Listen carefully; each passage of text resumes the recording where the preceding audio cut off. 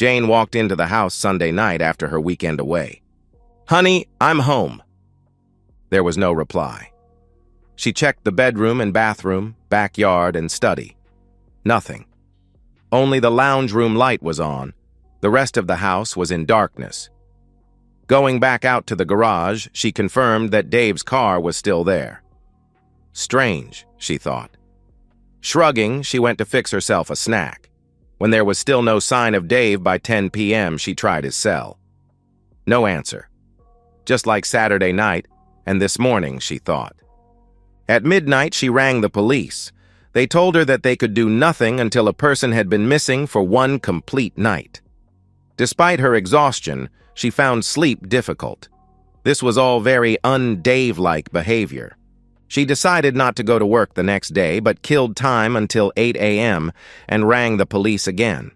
The duty operator put her through.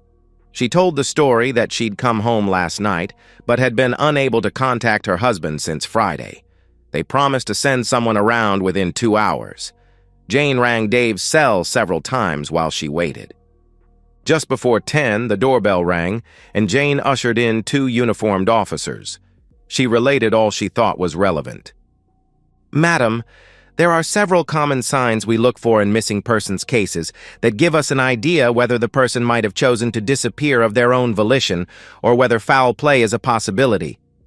They then asked where Dave kept his car, wallet, phone, keys, and passport. Jane pointed out Dave's keys hanging from their hook and took them to the garage to show them his car. They gave it a quick inspection but found nothing of interest.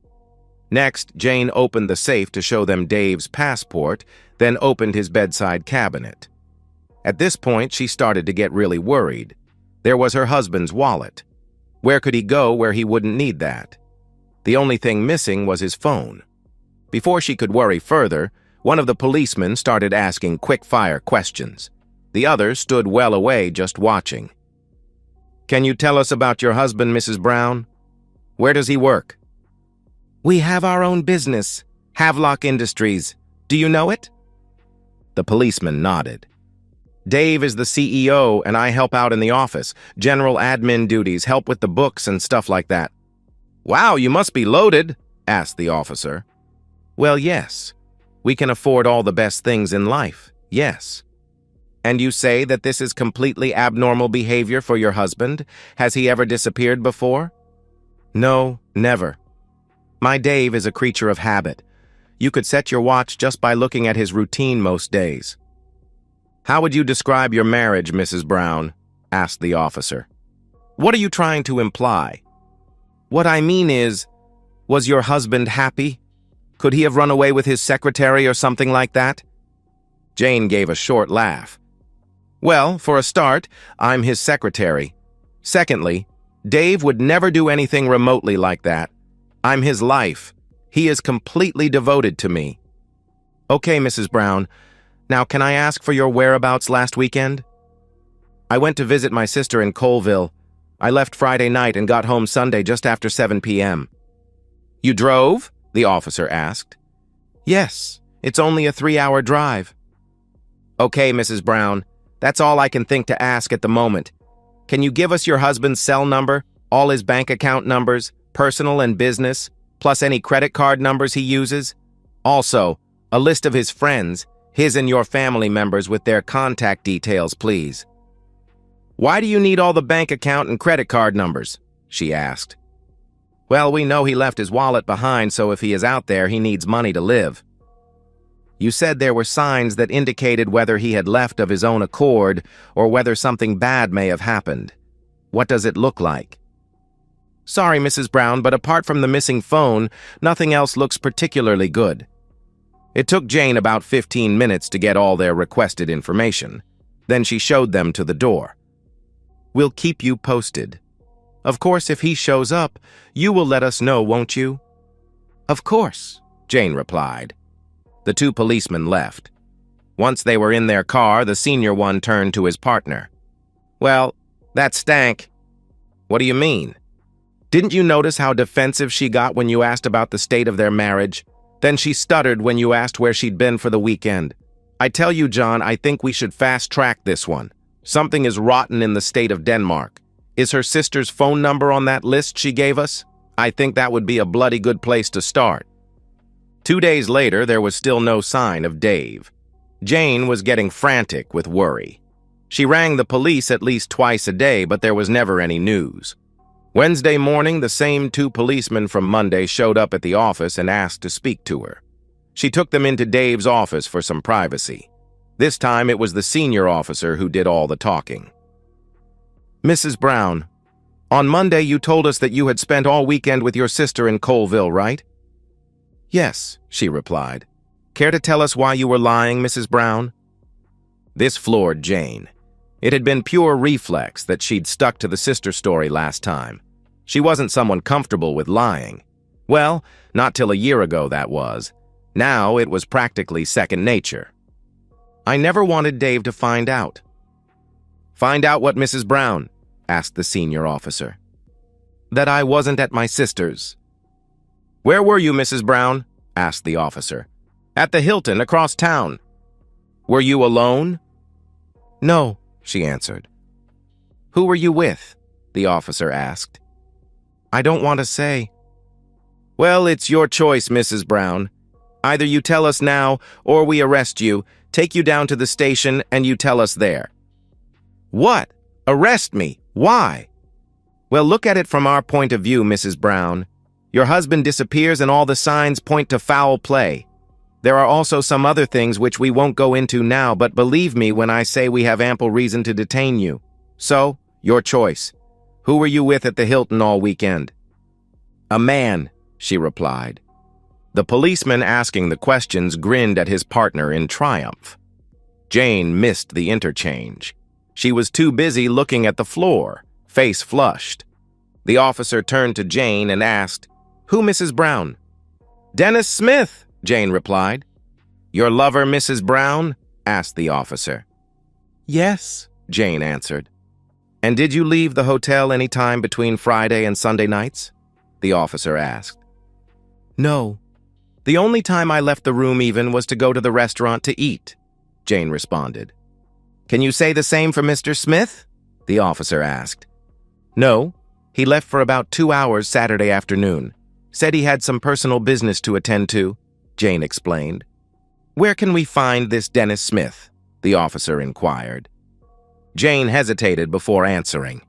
This was spiraling out of control. Across the hall. He is my husband's deputy, Jane admitted. A look of distaste crossed the policeman's face. Is it possible, Mrs. Brown, that your husband found out about your adultery and abandoned you? The officer suggested. No. We were very discreet. My husband could never know, Jane responded emphatically. Can you ask Mr. Smith to come in here, please, madam, then leave us alone? The officer requested. Without a word, Jane stood up and walked into Dennis's office. Dennis, the police are here. They know about us. They want to talk to you, Jane said. Damn! Dennis exclaimed. Dennis's face paled, and then slowly he stood and walked into Dave's office with the demeanor of a man walking to the gallows. Jane sat in reception for the next 45 minutes, her mind in a turmoil of dread. For the first time, she really thought about her affair with Dennis. Until now, she had partitioned it into the emotional, too hard basket. Boredom had been the instigator. Intimacy with the same man for so many years had just become routine. Dave had stopped asking her for anything new and exciting years ago, so it had just become unexciting. When Dennis had made his wishes known for a special relationship, Jane had hardly hesitated. It added the excitement she was missing. Generally, there was very little guilt on her part, except for that one time. It had been about 4 months into her infidelity when Dennis had suggested yet another thing that she'd never tried before. She'd experienced a momentary flashback to her husband, suggesting precisely the same thing many years before, in almost exactly the same words. Of course, she had refused him. It was way too bad for her tastes. The vague thought had entered her mind that maybe she was mostly to blame for the routine nature of love with Dave. The thought was brushed aside by the excitement of the new experience, and afterward was buried deep. Just one more thing to enhance her naughty experience by hiding. Her secret weekend hadn't ended well. Friday night, Dennis had suggested they each file for divorce from their spouses and marry. Jane had immediately shot that down. She had no intention of leaving Dave. Dennis had pressed again on Saturday until things became quite heated.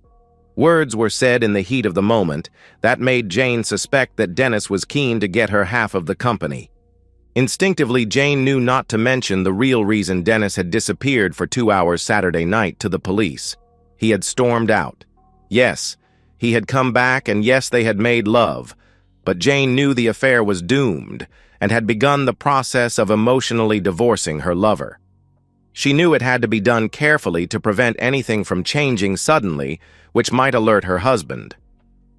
After the police left, she and Dennis talked until the end of the day, discussing all the possible implications. With heavy hearts, they went their separate ways at 6 p.m. Jane to her suddenly lonely house, Dennis to his wife. Sleep eluded them both. Jane was woken by heavy knocking on the front door at 7 a.m. the next day. She opened the door to be greeted by a man in a suit, holding a badge in front of her face. Behind him stood 2 uniformed policemen and 2 men in disposable coveralls. "Mrs. Brown, I'm Detective Danny Bourgeois. We have a warrant to search these premises. We also have a warrant to search your business premises.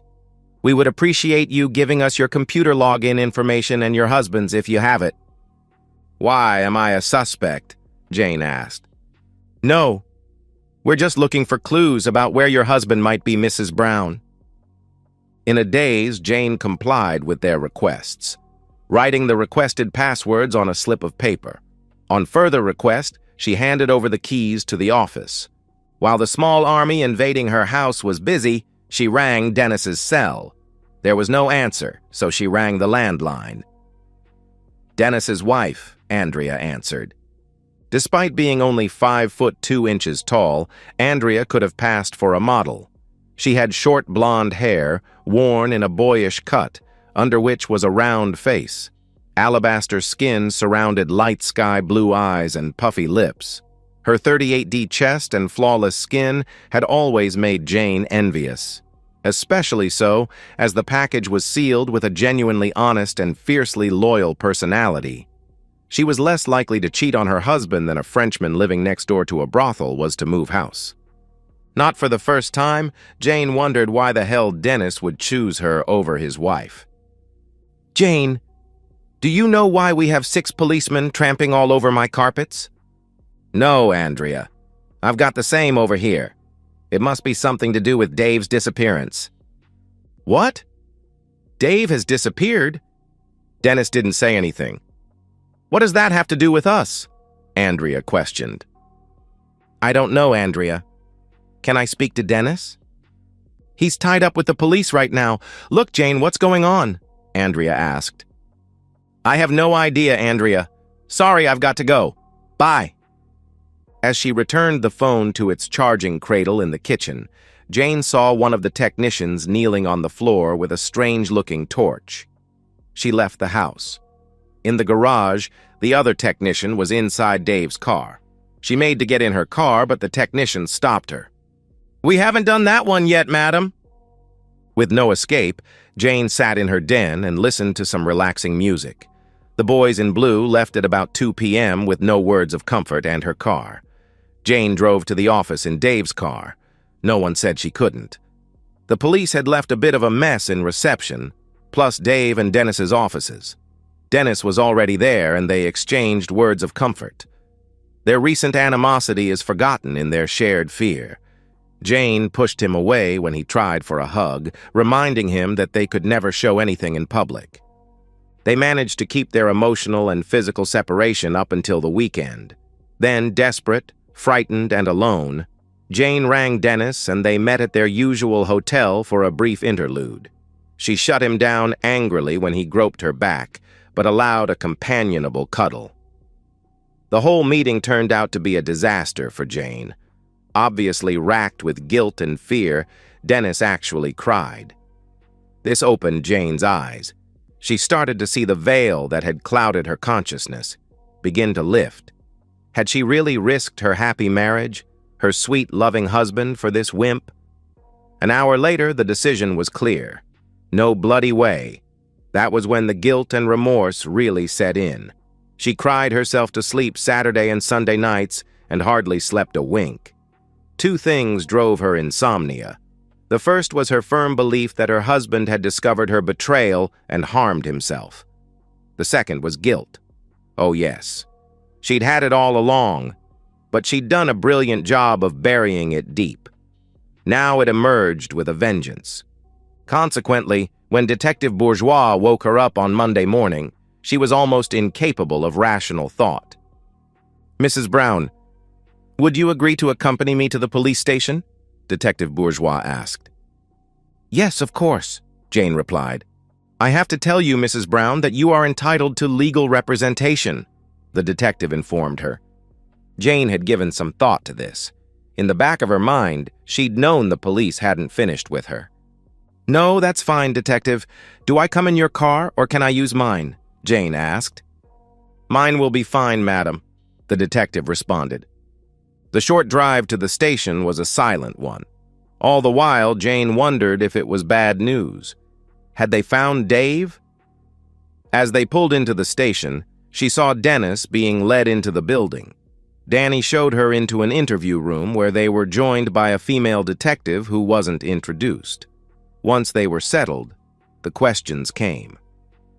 "I just want you to be aware that this conversation is being recorded. Can you state for the record that you agree with that?" "Yes, I agree with that," Jane replied. "Can you also confirm that you have not requested legal representation?" "Yes, that is correct," Jane answered.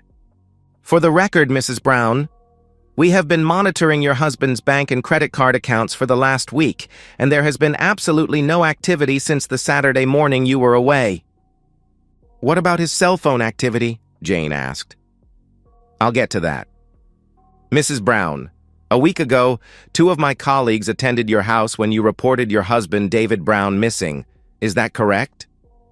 "Yes, that is correct," Jane answered. "During said visit, they asked you to account for your whereabouts the previous Saturday and Sunday. You stated that you had been visiting your sister. Subsequent investigations proved that was untrue, and you later admitted to spending the weekend in a hotel with Mr. Dennis Smith. Can you tell me why you lied, Mrs. Brown?" With her blatant untruths thrown in her face like that, Jane felt very embarrassed again. Thus it was again after a pause that she replied, "I didn't want my affair to become public knowledge." Danny turned to the lady sitting away from the table. They exchanged nods. Having successfully disconcerted her, Danny continued questioning Jane. "Mrs. Brown, do you know the passwords for all your husband's business accounts?" "Of course it is my business as well," Jane answered. "Did Mr. Dennis Smith also have access to the company accounts?" "Yes, of course. He is the chief financial officer." "Okay. Are you aware that on the Friday before your trip, the sum of $8.3 million was transferred to the personal account of Mr. Dennis Smith and then immediately transferred to an untraceable account in the Cayman Islands? That sum represented almost all of your company's working capital. Can you account for your whereabouts at 1:17 p.m. on that Friday, Mrs. Brown?" Jane had a sudden sinking feeling. What time had she disappeared with Dennis into one of the stock rooms out the back that day? This was just getting worse and worse. She became aware that both detectives were still waiting for her to answer.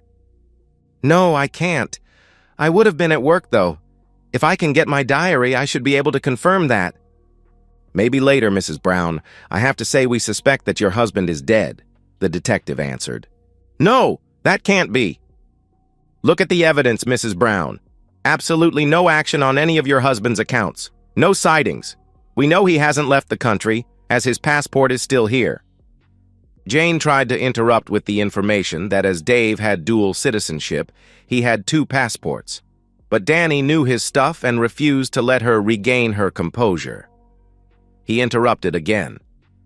You asked about your husband's cell phone before, Mrs. Brown.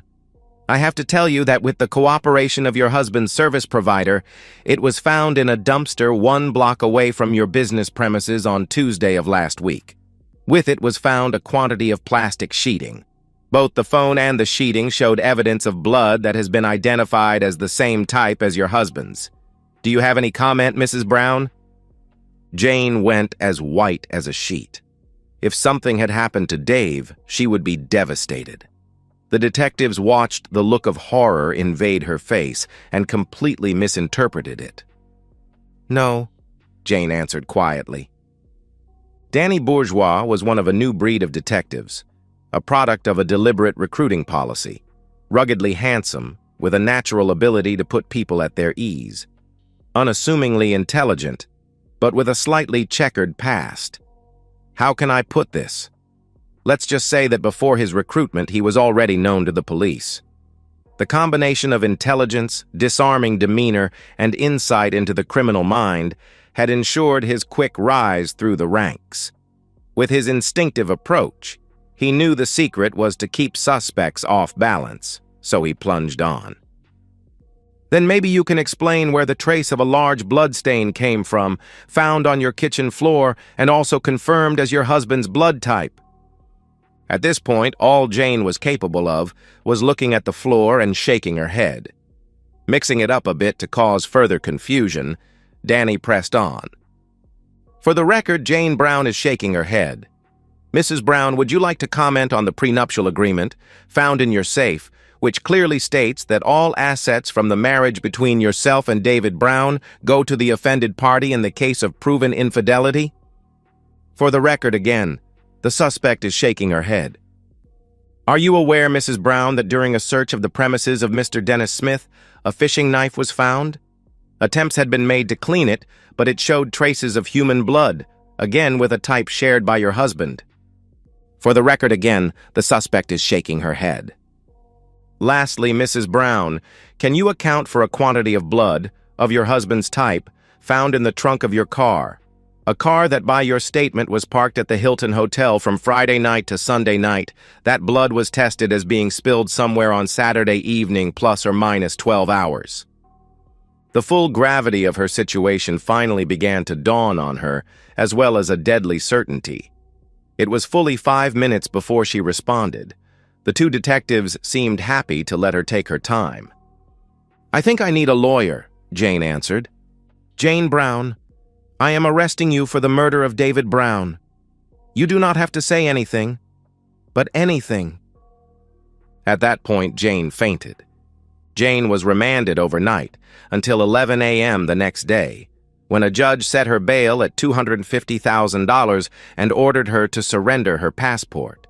She was able to access a loan account to transfer the money to a business account. She caught a cab home.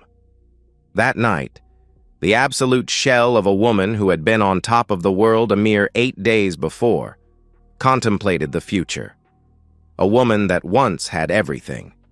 She had accepted the fact that her husband was dead. What she couldn't face was the realization that she'd caused it. The guilt and remorse she felt almost stopped her heart. She tried to imagine Dave's face in happier times, but images of him gasping his last breath on her kitchen floor prevented that. The mental image of his plastic-wrapped face staring at her as the trunk closed ate into a soul no longer armored by denial. She sat in the kitchen in a daze. The phone rang and the beaten shell automatically answered it. It was Dennis. Jane, you have to help me. I rang Andrea and she said she's left me and cleared out our bank accounts. You have to bail me out, please. Okay, Dennis, Jane answered. She went back online and transferred another $250,000 from the loan account. Using her newfound knowledge, she was able to pay the second bond. The next day, shortly before lunch, Dennis rang again. Thanks, lover. Can I come and see you? I really need a hug right now. Okay, Dennis. See you soon, Jane answered. As soon as she heard the cab pull up outside, she stood up and went to the door. The shell of Jane Brown opened the door. Whatever tiny part of her sanity remained snapped when she saw an ogre standing on her porch. "You lying, murdering bastard! You killed my Dave!" Raising her husband's pistol, she pulled the trigger. She didn't see the look of shock on its face as the monster was blown backward, a .45-inch hole in the center of its chest. It went down so fast that the second bullet went over its head. The last 6 hit, though, smacking into the twitching body lying on the path. With the gun still clutched in a suddenly limp fist, something slumped to the top step with its back against the doorframe as the spirit of Jane Brown fled. Ruth arrived at her sister's house, mentally prepared for the grim task of putting Jane's affairs in order. Noticing there was mail in the box, she retrieved it. Mostly bills, but one postcard. With the common logic of, if people wanted to keep the message on postcards private, they would use an envelope. She picked it up. On the front was a photograph of a beautiful beach on Grand Cayman. On the back, simply the words, "Wish you and Dennis were here. Love D&A." What was that all about? She kept going into the house. And so, we've reached the end of today's story. Was it what you expected, or did it take a twist you didn't see coming? I'm curious to hear your thoughts. Share them in the comments below, and let's get a conversation going. If this story kept you hooked, make sure to hit that like button. And if you're new here or just haven't subscribed yet, now's the perfect time to join our community. I bring you fresh, captivating stories every day, so click that subscribe button and turn on notifications so you never miss out. Thanks for watching, and I'll see you in the next one.